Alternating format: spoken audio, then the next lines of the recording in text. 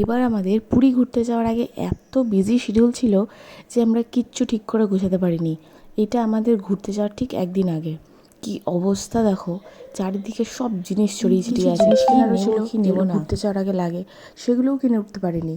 তো আমি ভাবলাম একটু জুডিওতে যাই, জুডিওতে গিয়ে কয়েকটা জামা কাপড় দেখি, যদি ভালো লাগে তো কিনে নেবো। তো সেখানে গিয়ে দেখলাম বেশ অনেকগুলো ড্রেসই আছে। মানে আমার দু একটা ড্রেস ছিল আগে থেকে, কিন্তু আরও দু একটা দরকার ছিল। তো তারপর জামা কাপড় দেখে একটু পারফিউমের কর্নারে আসলাম।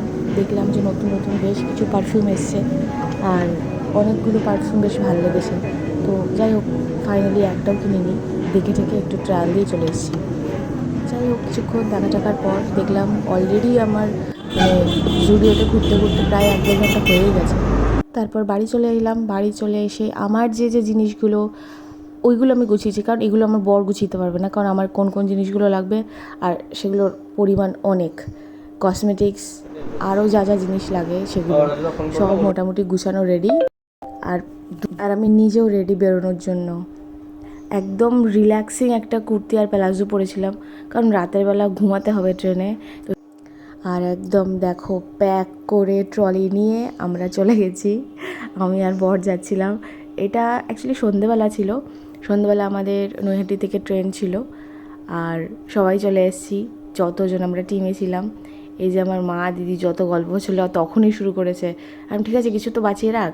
আর এই যে হলো আমার পুপু, আমার দিদির ছেলে, ওকে নিয়ে তো আমি এত জ্বালাই, ও তো ভীষণ বিরক্ত হয়ে যায়, কিন্তু কিছু করে না, চুপ করে থাকে। আর আমি আমার বরকে বলি, সরো, একদম গেটের ধারে দাঁড়াবে না। এইটা আমার একটা খুব মানে বিরক্ত লাগে। গেটের ধারে দাঁড়ানোর কি আছে, এত জায়গা থাকার পরও গেটের ধারেই দাঁড়াবে। আস্তে আস্তে ছাড়লো, ওফ কি ভালো লাগছিল যে না, আমরা ফাইনালি যাচ্ছি। অ্যাকচুয়ালি এখানে যাওয়ার একটা কারণ আছে এর পেছনে। পুপুর 5 বছরের জন্মদিন আমরা ভেবেছিলাম ওই পুরীতে গিয়ে সেলিব্রেট করব, মানে ঠাকুরকে পুজো দিয়ে ওর জন্মদিনটা পালন করব। তো সেটাই ছিল উদ্দেশ্য। আর অলরেডি আমরা শিয়ালদা স্টেশনে পৌঁছে গেছি। দেখছো আমাদের ট্রেন দাঁড়িয়ে আছে। তারপর ট্রেনে উঠে আমরা বসেও গেছিলাম।